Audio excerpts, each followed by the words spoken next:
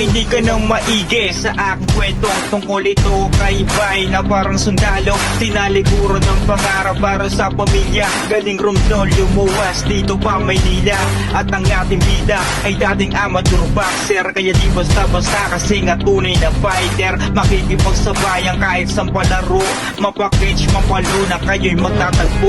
Lihitin mo mandirik na hindi marunong umatras, matik na mamamanga kasi lakas niya ay likas. Malapit kita ang tamang, kaya huwag ka nang humarang dahil sa personal na buhay siya ay totoong huwaran. Na ba kasi pag na tao kaya iniidolo, madami ng pinagdaanan pero hindi sumusuko. Kaya si Bay Fitness na galing Romblon, na tunay na fighter na kayang mangbaon. Yo!